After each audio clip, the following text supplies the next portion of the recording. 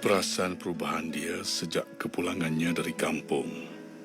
Perubahan sikap dia terhadapku sangat dingin. Tidak seperti sebelumnya, dia akan mengutus surat kepadaku setiap minggu. Dan ada waktunya, dalam seminggu sampai 2 pucuk surat aku terima. Pun begitu, aku tetap akan membalas setiap surat-surat yang dikirimkan. Pada waktu itu, awal tahun 80-an, hanya suratlah penghubung antara aku dan dia. 2 tahun kami sering berhubung hanya melalui surat. Setelah aku lahirkan hasrat untuk berkawan secara serius dengan dia. 2 tahun kami berkomunikasi melalui surat setelah aku lahirkan hasrat untuk berkawan secara serius dengan dia di awal pertemuan dulu. Aku sangat ikhlas. Aku masih ingat bila malam itu pertama kali kami bersua di rumah sewanya di Sungai Wei. Aku ucapkan dari hatiku yang ikhlas yang aku benar-benar ingin berkawan dan menjadikan dia teman istimewa, atau lebih tepat lagi, dialah calon isteriku nanti. Ya, aku tekad tidak akan ada calon lain selain dia. Kerana aku yakin, aku percaya, dialah bidadari anugerah terindah untuk aku. Hari berganti minggu, minggu berganti bulan. Tiada lagi berita dari dia. Ini membuatkan aku semakin gelisah. Bermacam-macam perkara yang datang dalam pemikiranku. Apakah dia sudah berubah hati? Apakah dia ada pilihan lain selain aku, atau ada sesuatu perbincangan serius bersama ayah dan ibunya sewaktu di kampung tempoh hari? Aku tetap mengutus surat seperti selalu hampir setiap minggu serta menantikan khabar dari dia. Namun, aku hampa. Hari-hari yang aku lalui sangat suram. Aku kuatkan iman dan pujuk hati sendiri. Mungkin juga dia ada masalah berat yang harus diselesaikan dari memikirkan soal diriku. Namun, yang lebih menguatkan debaran jantungku apabila Kak Long Midah yang tinggal serumah dengan dia menyatakan dia sudah ada seseorang yang sering berhubungan dengan dia. Aku mula mengesyaki sesuatu dan makin tak sedap hati. Sesuatu yang serius mula terjadi dalam hubungan aku dan dia. Namun aku tetap bersabar. Nombor 66, Jalan Seremban, Tampin, Negeri Sembilan. Untuk kekasihku yang jauh di mata, kasihku sayang, mengapa membisu? Berpucuk sudah suratku untukmu. Mungkinkah kini rindu padaku, rindu padaku? Oh, rindunya ingin ku berita. Apa kabarnya orang di sana? Mungkinkah kini jamu padaku, jamu padaku? Kirimkan aku berita untuk menghiburkan hati rindu, rindu.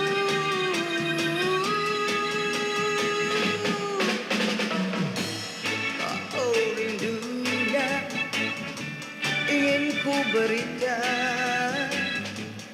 Apa kabarnya orang di sana? Mungkinkah kini jamu padaku, jamu padaku?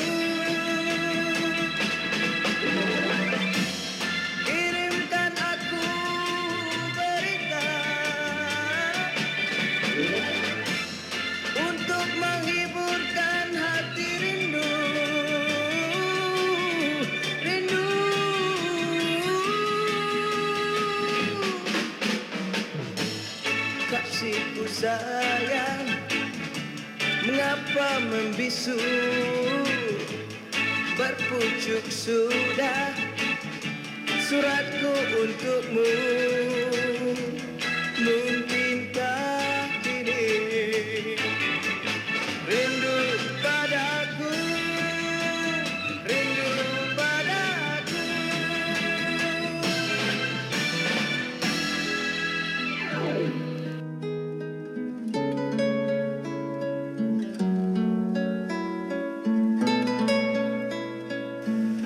Untuk mencari jawapan dan kepastian, aku mencari masa yang sesuai untuk berjumpa empat mata di rumah sewanya.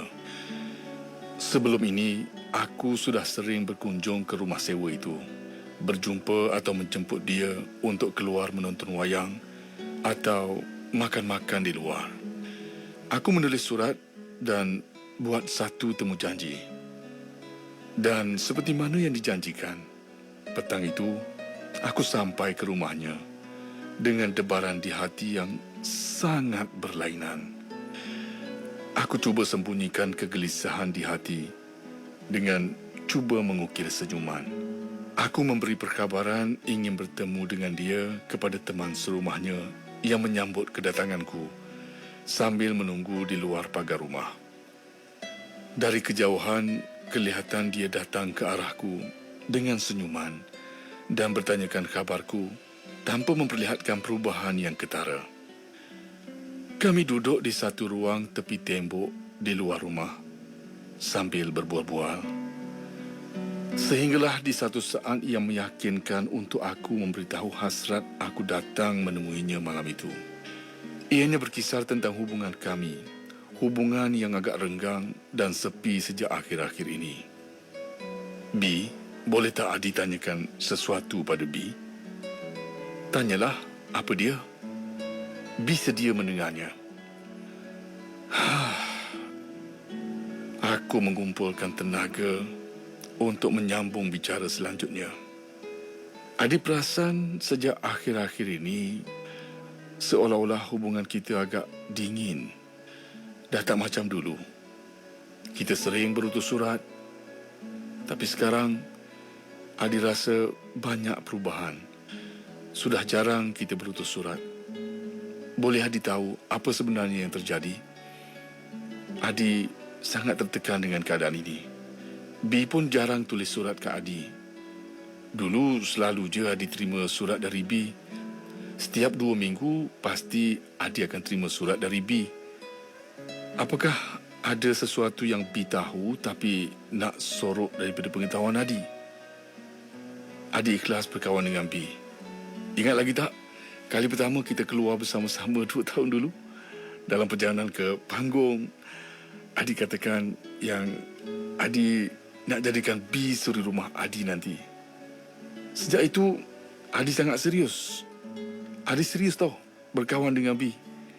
Adi bekerja kuat untuk mempersiapkan diri dan keperluan untuk kita berdua.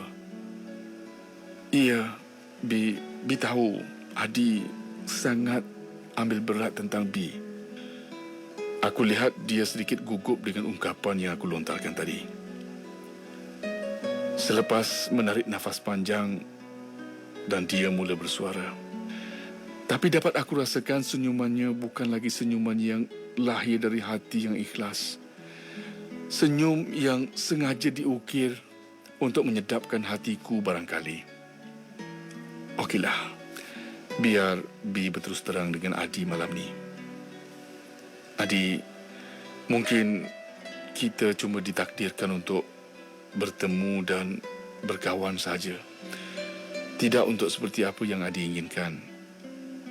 Sukar bagi B nak ungkapkan pada Adi sebenarnya. Tapi demi hubungan kita, B minta maaf banyak-banyak. B memang sayangkan Adi dan tak mahu Adi kecewa sebenarnya. Tapi B mesti ambil kira kehendak dan pandangan orang tua B juga.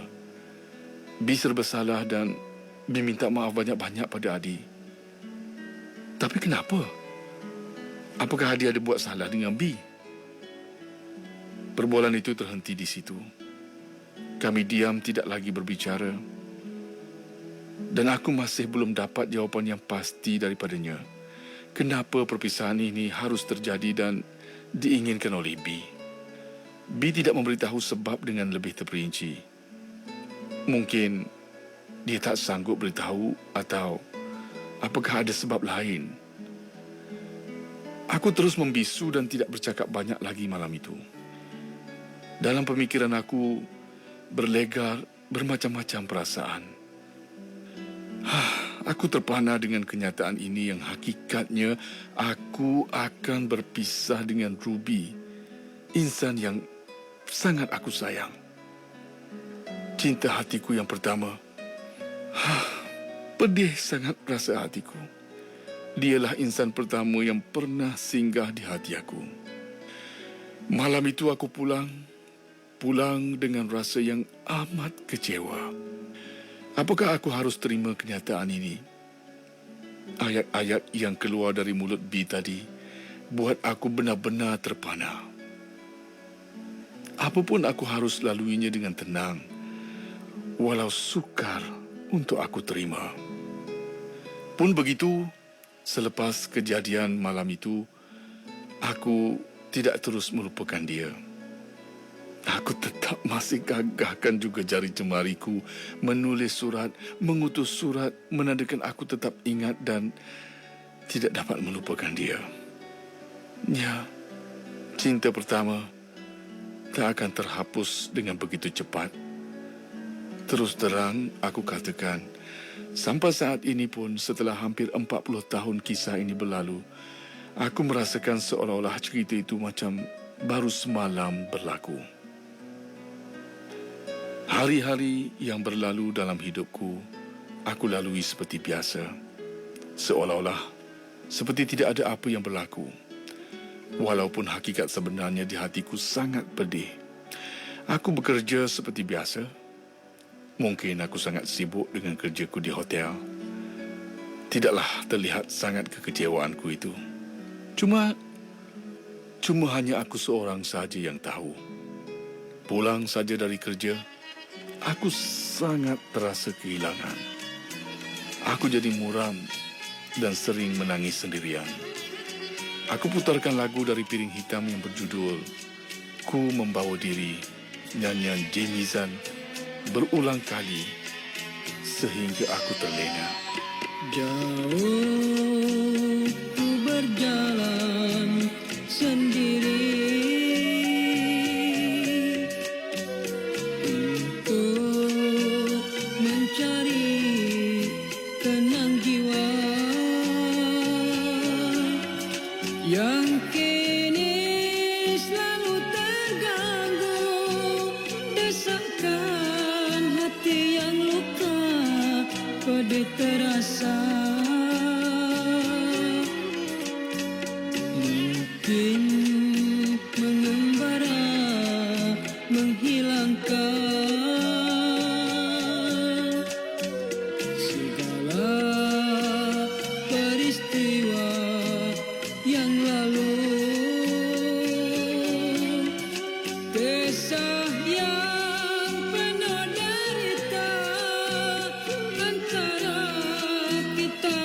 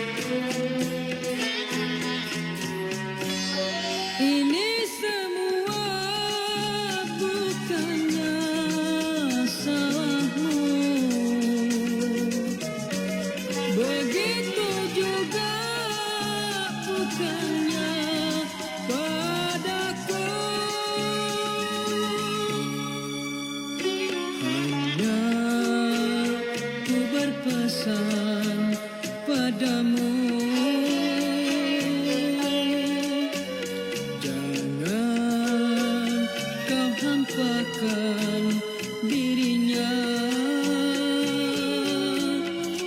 Anggaplah diriku ini sudahlah tiada lagi di dunia ini. Tinggallah kasih, tinggallah sayang, ku mohon pergi membawa diri.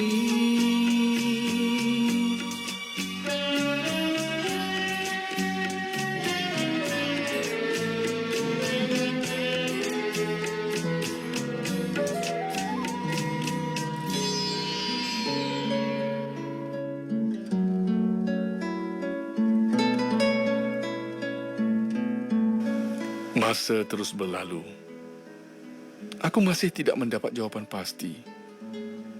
Kenapa perpisahan yang dipinta oleh Ruby? Mungkin kalau aku tahu dari salah dan silapku. Mungkin kalau aku tahu punca dan salah silapku. Tidaklah aku merasa sangat kecewa dan bersedih. Kerana aku akan reda jika alasan itu boleh aku terima. Jika kekurangan diri menjadi alasan dan penyebabnya, mungkin aku akan berusaha untuk memperbaiki segala kekurangan semampu mungkin. Hingga suatu malam, sedang asyik aku mendengar lagu itu, aku ditegur oleh Imah, anak buahku. Dan teguran Imah membuatkan aku tersentak. Sudahlah, Uda. Dah lama Imah perhati, Uda sering bersedih sejak akhir-akhir ni. Dari pelakuan Uda, Imah dapat agak Uda ni dah putus dengan dia kan? Uda, perempuan ni bukan seorang. Kalau Uda mahu, nanti Imah kenalkan Uda dengan kawan sekelas Imah di sekolah dulu. Kau mana tahu perasaan Uda. Uda kecewa sangat, Imah. Uda tak tahu apa salah Uda. 2 tahun Uda berkawan. Uda menjaga dia dengan baik dan ikhlas, tahu Imah. Apapun, itulah mula perkenalan aku dengan isteri aku sekarang yang diperkenalkan oleh Imah. Aku berkahwin pada April tahun 1983 dan dikurniakan 4 orang puteri dan kini sudah mempunyai 6 orang cucu yang sangat comel. Ruby juga sudah berkahwin dan dikurniakan 3 orang putera dan juga sudah ada cucu. Walau bagaimanapun, kisah 40 tahun dulu masih segar utuh dalam ingatan. Alhamdulillah kami masih bersahabat baik sehingga ke hari ini.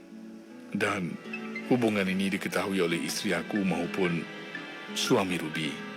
Semoga kenangan ini menjadi kenangan terindah buat kami. Kisah cinta pertamaku yang tidak kesampaian. Selamat berbahagia, wahai kasih cantik rupawan.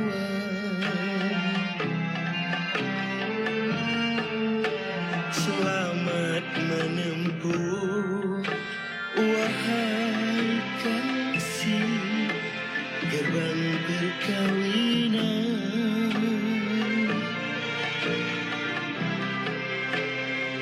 Aku berdoa, wahai kasih kepada Tuhan,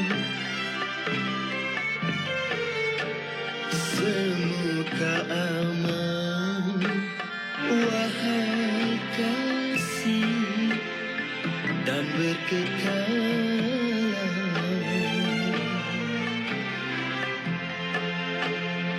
Berpisah kita hanyalah untuk di dunia saja.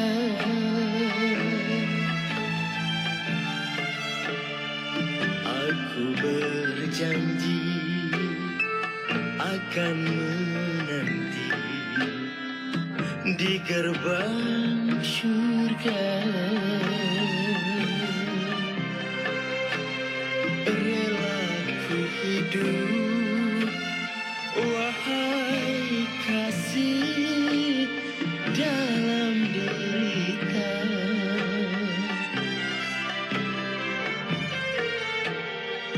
Asalkan di kau, wahai kasih, hidup berbahagia.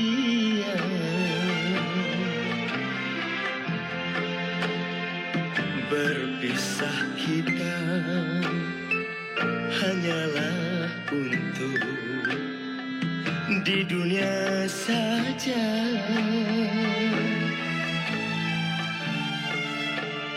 Aku berjanji akan menanti di gerbang syurga. Rela ku hidup, wahai kasih, dalam derita.